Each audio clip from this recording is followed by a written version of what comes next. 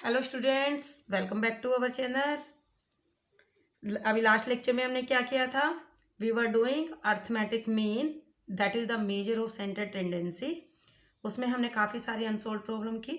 अब उसी में हम आगे चलते हैं अर्थमेटिक मीन में ही।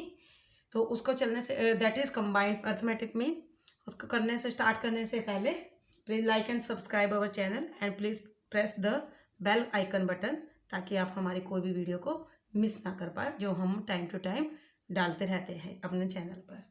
तो अब हमारा इसमें क्या है? Arithmetic mean which is in the combined form. अब इसमें हमें क्या गिवन होगा? If we have the arithmetic mean and the number of items of two or more than two related subgroups, then we have to find out the combined arithmetic mean. Means क्या हुआ? अगर हमारे पास दो या दो से ज़्यादा रिलेटेड सब ग्रुप हैं, उनका हमें मीन गिवन है, like x1 bar, x2 bar, x3 bar up to so, और उन्हीं का हमारे पास टोटल नंबर ऑफ टर्म्स है, लाइक जिसका अर्थमेटिक मीन x1 बार है n1, उसकी total number of terms n1 है, n2, n3 up to so on. तो और हमें उनकी एवरेज निकालनी है, और ये ध्यान रखना they will be the related सब ग्रुप्स। तो हम क्या यूज़ करते हैं? फॉर्मूला कंबाइंड अर्थमेटिक मीन का। और हम कैसे इसको एग्जांपल लेके मैं आपको बता देती हूँ। जैसे हमारे पास दो क्लास हैं और उनके मार्क्स गिवन है, like section A and B है। पहले वाले में मार्क्स आते हैं बच्चों के 40, 50, 60, 70, 30, 35, 80। दूसरे वाले में हमारे पास आ जाते हैं 55, 95, 80, 25, 62, यहाँ तक मार्क्स आ जाते हैं। तो ये कोई ज़रूरी नहीं है कि नंबर ऑफ टर्म्स जो होंगी दोनों ही ग्रुप्स की सेम होंगी, ऐसा कोई ज़रूरी नहीं है। Both are the sections and these are the marks of the student of the section, respective section. तो हम क्या करते हैं? हमें गिवन है मान लो, या हमें फाइंड आउट भी करना हो सकता है, इस तरह से हमें डाटा गिवन है। तो हम क्या करेंगे, जब हमें कंबाइंड अर्थमेटिक मीन निकालना है, तो इसका मैं इसको रिप्रेजेंट कर रही हूँ, लाइक इसको क्या करेंगे हम? एक्स ए बार निकाल लेंगे, इस वाले सेक्शन का मीन निकाल लेंगे, और टोटल नंबर ऑफ टर्म्स हमें पता है 1 2 3 4 5 6 7। टोटल नंबर ऑफ टर्म्स हमारे पास क्या है यहाँ पर? n1 is 7। फिर हम क्या करेंगे? सेकेंड वाले का निकाल लेंगे, तो इसमें एक्स बी बार आ जाएगा, और इसमें टोटल नंबर ऑफ टर्म्स कितनी है? 5। फिर हमने क्या करना है? इन दोनों सब ग्रुप्स का कंबाइंड अर्थमेटिक मीन निकालना है। तो कंबाइंड अर्थमेटिक मीन को हम कैसे कंबाइन करते हैं? एक्स ए बी बार, ये मीन हो गया हमारा combined. How we will find out it? पहले वाले डाटा को हम लेते हैं n1 multiply by X A bar, plus second वाले के लिए n2 total number of terms of second group multiply X B bar divided by n1 plus n2। ये क्या हुआ? Total number of terms. वैसे भी अगर हम फॉर्मूला देखते हैं तो क्या होता है हमारे पास? एक्स ए बार क्या होगा? समेशन ऑफ एक्स आई ए, जो ए में हमारे पास टर्म्स है, डिवाइड बाय n1। तो जो हमारे पास ये सम होगा ये क्या हो जाएगा? I A is equal to n1 x A bar. हमें मेनली ये समेशन चाहिए, तो ये फॉर्मूला यहाँ पर ये आ गया हमारा। ऐसे सेकंड सीरीज के लिए निकालोगे तो ये वाला आ जाएगा, divided by total number of terms, जैसे यहाँ पर होती है सिमिलरली हमारे कंबाइंड में हो जाएगी, that will be n1 plus n2। इसी तरह से अगर हमारे पास सब ग्रुप 3 या 3 से ज़्यादा हों तो हम क्या करेंगे? उनका कंबाइंड में निकाल लेंगे। तो यहाँ पर एक एक वैल्यू और बढ़ती चल जाएगी। अगर मान लो मेरे पास सी सेक्शन हो रहा है तो मैं क्या कर दूंगी? n3 एक्स बार सी प्लस n3। तो यहाँ पर क्या हो जाएगा? हमारे पास कंबाइंड मीन 3 का आ जाएगा। तो इस तरह से हम कंबाइंड मीन कितने भी ग्रुप्स का, सब ग्रुप्स का फाइंड आउट कर सकते हैं। I think this is clear to you. Now move to the unsolved problem. अब ये देखिए first unsolved problem combined mean की, तो ये अर्थमेटिक मीन की। इसमें देखिए क्या गिवन है हमें? If the average marks obtained by the students of section A and section B of BCom class in a college are 40 and 30 respectively। क्या गिवन है? ये एवरेज मार्क्स गिवन है 40 and 30, whereas the number of students in section A and B are 60 and 40 respectively। इसका मतलब क्या हुआ, section A में हमारे पास 60 हैं बच्चे और सेक्शन बी में हमारे पास 40 स्टूडेंट्स हैं।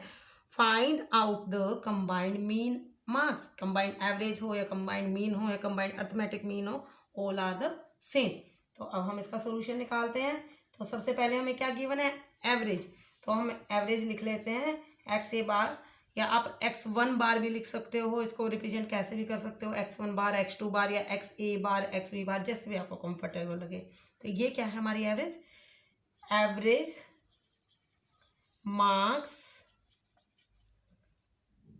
Of the students of section A. Then हमें एक्स बी बार गिवन है, this will be average marks of the students of section B। then हमें ये गिवन क्या है, X A bar is 40 and X B bar is given as 30। ये हमें given है। फिर हमें क्या गिवन है, N1 and N2। N1 और N2 क्या है, N1 are the total number of items या total number of students in section A and N2 is the total number of students in section B. आप यहाँ पर इनको define भी कर सकते हो, अदरवाइज डायरेक्ट भी कर सकते हो। तो N1 को हम लिख लेते हैं यहाँ पर, N1 is the total number of students in section A। Then N2 will be total number of students in section B। अब देख लेते हैं क्या क्या गिवन है हमें। यहाँ पर गिवन है X A bar is 40 and N1 is 60। Similarly X B bar is 30 and N2 is 40।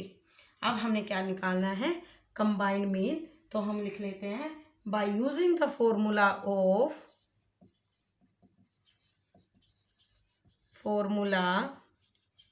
Of combined arithmetic mean.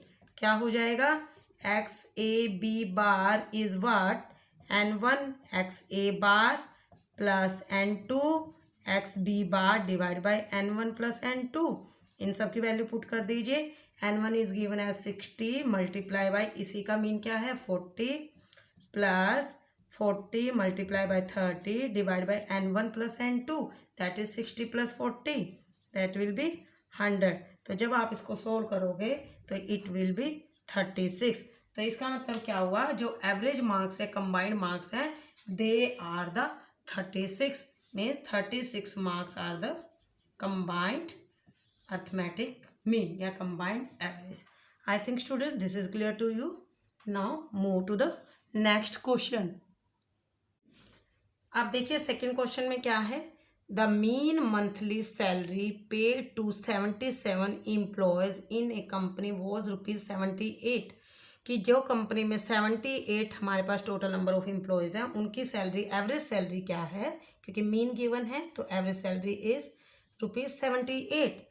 Now what we have given, the mean salary of 32 of them was ₹45।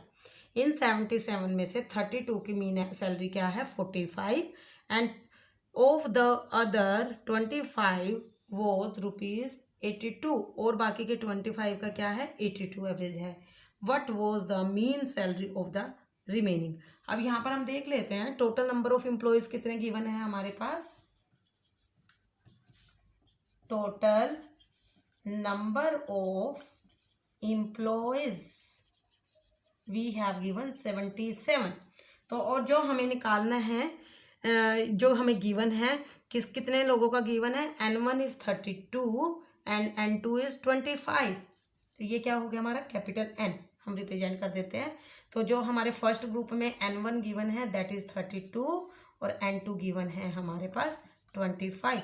But we know that N is N1 plus N2 plus up to जो भी हमारे पास है given वो हो जाएगा। तो n हमें 77 है, इज इक्वल टू, जब हम इसका टोटल करते हैं तो इट विल बी 57। ये देखिए हमने इसको टोटल किया 57। इट मीन्स 20 और हमारे पास एम्प्लॉयज़ हैं जिनकी मीन सैलरी हमें निकालनी है।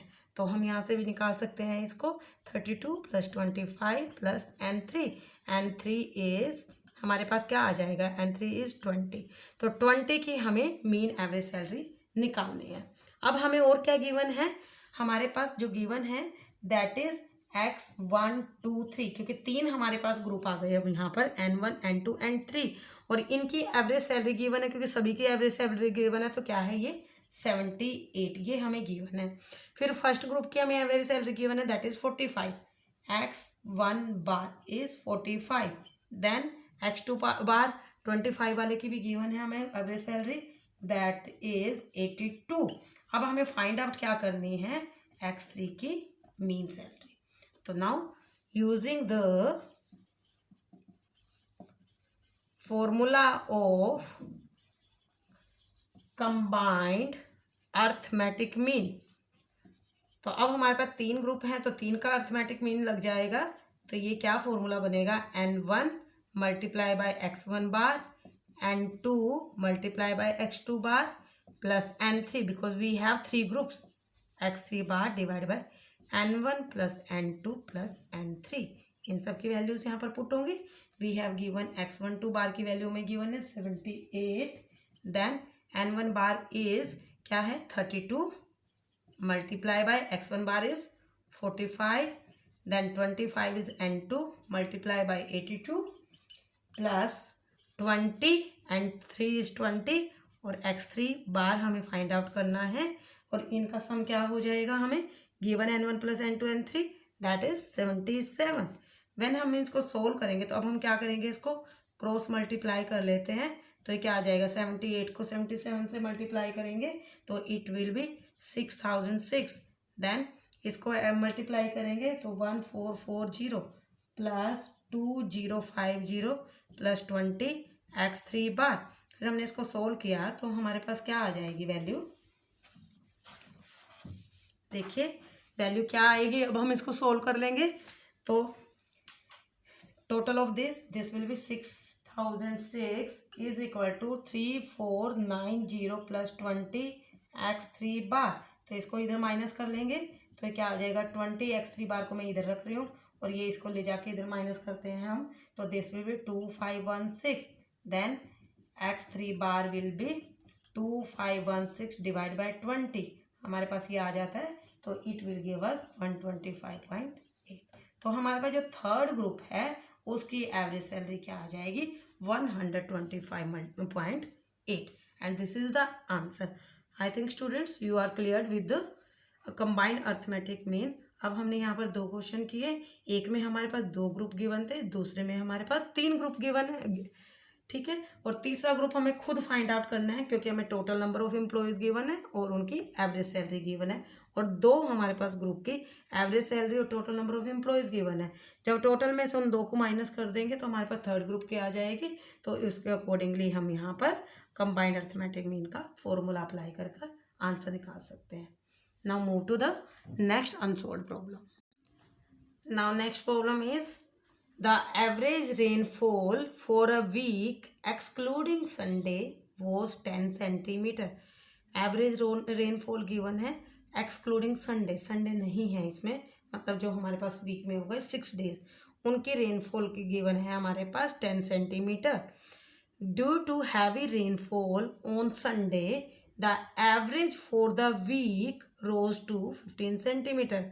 संडे को बहुत हैवी रेनफॉल हुई तो उसकी वजह से हमारा टोटल जो एवरेज है वो बढ़ गई, that is 15 centimetre. How much rainfall was on Sunday. अब हमें भी फाइंड आउट करना है कि संडे को कितनी रेनफॉल हुई। This is very simple question students, बस आपको इसको केयरफुली करना है। तो अब देखिए हमें क्या गिवन है, फर्स्ट में आप चेक कीजिए the average rainfall for a week excluding Sunday. इसका मतलब हमारे पास क्या हो गया, वीक में 7 डेज होते हैं तो एक्सक्लूड कर दिया हमने संडे को, तो n1 इज 6। तो कितनी है हमारे पास एवरेज इसकी given, 10 centimetre. x1 bar is 10 centimetre. ये गिवन है। अब कह रहे हैं कि due to heavy rainfall on Sunday, Sunday को बहुत ज़्यादा बारिश हुई तो उसे एवरेज वीक की बढ़ गई। ठीक है, तो वीक की एवरेज बढ़ी तो हमारे पास टोटल एन हो गया वीक का। वो कितने होते हैं वीक में? 7 डेज होते हैं। तो कितनी रेनफॉल हुई यहाँ पर? X bar is equal to 15 centimetre, क्योंकि टोटल की है तो हम एक्स बार लिखते हैं। तो अब हमारे पास और क्या है? N1 हमारे पास क्या बच गया? क्योंकि 7 डेज है तो 6 की तो हमें पता चल गई, तो हमारे पास बच गया N1 1। और हमें इसकी रेनफॉल फाइंड आउट करनी है कि how much rainfall was on Sunday. तो हम डायरेक्ट फॉर्मूला अप्लाई कर देते हैं by using, we have given 2 groups, one is this and one is this, और टोटल हमें गिवन ही है। By using combined arithmetic mean formula, क्या था ये formula? X bar is equal to N1 x1 bar N2 x2 bar divided by N1 plus N2। तो क्या हुआ हमारे पास? एक्स बार गिवन है हमारे पास 15 centimetre, then N1 is 6 multiply by 10 plus N2 is, this is N2 sorry, N2 हमारे पास क्या है? 1, और x2 बार हमें फाइंड आउट करना है। N1 प्लस N2 क्या है हमारे पास? 7, टोटल इज 7। तो हम क्या करेंगे? क्रॉस मल्टीप्लाई कर देते हैं इसको। तो क्या आ जाएगा हमारे पास क्रॉस मल्टीप्लाई करने से? 15 7 जा 105, दिस इज 60 प्लस x2 बार। तो जब हम इसको माइनस करेंगे इसमें से तो x2 बार विल भी 45 सेंटीमीटर। तो जो हमारे संडे को रेनफॉल हुई that is 45 centimetre. This is the answer. I think student this is clear to you. बस आपने केयरफुली क्वेश्चंस को रीड करना है और उसके अकॉर्डिंगली हमने स्टेप बाय स्टेप क्वेश्चन को सोल्व करना है। Now move to the next question. Now next unsolved problem is the mean annual salary paid to all employees of a company was rupees 5,000। हमें given है कि जितने भी employees हैं हमारे पास किसी भी कंपनी में उनकी मीन एवरेज 5,000 है। The mean annual salary paid to male and female employees were rupees 5,200 and rupees 4,200। तो जो मेल और फीमेल को सैलरी गिवन है, एवरेज सैलरी, मीन है तो एवरेज सैलरी है, वो क्या है? मेल की 5,200 एंड फीमेल की 4,200 respectively. Determine the percentage of male and female employees by the company. हमें परसेंटेज निकालने की कितने नंबर ऑफ मेल्स हैं और कितने नंबर ऑफ फीमेल्स परसेंटेज हैं कंपनी में, क्योंकि हमें यहाँ पर total number of employees given नहीं है और ना ही ये गिवन है कितने मेल हैं कितने फीमेल हैं। तो चलिए हम इसको सोल्व करते हैं। तो क्या करेंगे? सबसे पहले हम मान लेते हैं let N1 is the number of male employees, then N2 is the number of female employees। Okay, अब हमें क्या क्या गिवन है देख लेते हैं। हमें गिवन है x1 बार जो मेल का है mean that is 5,200, then x2 bar female से रिस्पेक्टिव जो एवरेज है सैलरी 4,200, देन हमें टोटल भी गिवन है that is x12 bar is given as 5,000। अब अप्लाई कर देते हैं हम combined mean formula by using the formula for combined arithmetic mean. तो क्या हो जाएगा हमारे पास? क्या फॉर्मूला होता है? दो ही हमारे पास ग्रुप गिवन है, x12 bar N1 x1 bar N2 x2 bar divide by N1 plus N2। सारी वैल्यूज यहाँ पर पुट कर देते हैं, बस आपको फॉर्मूला केयरफुली याद रखना है, नथिंग एल्स। तो x12 बार हमें गिवन है 5,000, N1 हमें फाइंड आउट करना है, x1 बार हमारे पास है 5,200, देन N2 4,200। अब N1 प्लस N2 भी हमें यहाँ नहीं पता, तो क्या हो जाएगा? क्रॉस मल्टीप्लाई करोगे आप इसको तो ये यहाँ पर चला जाएगा, तो क्या बन जाएगा हमारा? 5,000 को हम डायरेक्टली मैं मल्टीप्लाई कर रहा हूँ N1 प्लस 5,000 N2, जब हमने multiply is equal to 5201 plus 4202। अब यहाँ पर n1 n1 है और n2 n2 है, तो हम इनको माइनस कर देते हैं। n1 हमारे पास ज़्यादा है तो क्या हो जाएगा इधर वाले, तो हम n1 को इधर ले जाते हैं, n2 को इधर लाते हैं। 5000 n2 minus 4200 n2 is equal to 5200 n1 minus 5000 n1। तो क्या बन गया ये, 5000 में से 4200 करोगे आप माइनस, तो it will be 802 is equal to यहाँ पर 201।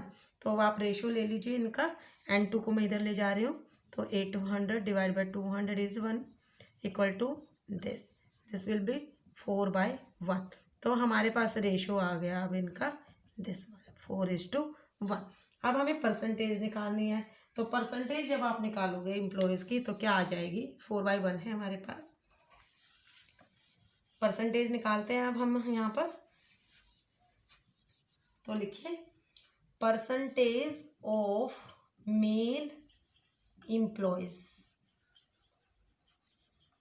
दैट विल बी, वो क्या थे हमारे पास टोटल मेल क्या थे n1, और यहाँ पर हमारे पास रेशियो क्या आता है n1 का 4, तो it will be 4 divided by total 4 + 1 multiply by 100। तो क्या बन जाएगा 4 divide by 5 multiply by 100, it will be 20। This is 80% are the male employees. अगर हम डायरेक्टली फीमेल का निकालेंगे तो 100% होता है, 100 minus 80 is 20% will be the female employees. या हम डायरेक्ट रेशियो से निकाल लेते हैं, तो percentage of female employees, you can use either of the method. अगर हमारे पास एक की आ जाते हैं दूसरे के तो ऑटोमेटिकली आ जाते हैं। तो यहाँ क्या है 1 divided by total multiply by 100, this will B 1/5 multiply by 100, this is 20%। means 80% are the male employees in the company and the 20% are the female employees are there in the company. I think students this is clear to you. आज के लिए बस इतना ही। 4 question मैंने आपको unsolved problem करवाई हैं। Please do the practice of these questions, these are very simple question, और आपने स्टेप बाय स्टेप करना है। आगे भी बने रहिए हमारे चैनल पे, उस पर मैं आपको आगे नेक्स्ट प्रॉब्लम करवाऊंगी, unsolve problem combined arithmetic mean की। उसके लिए हमारे चैनल पर बने रहिए, and please like and subscribe our channel and press the bell icon button so that you will not miss any our videos. Thank you so much.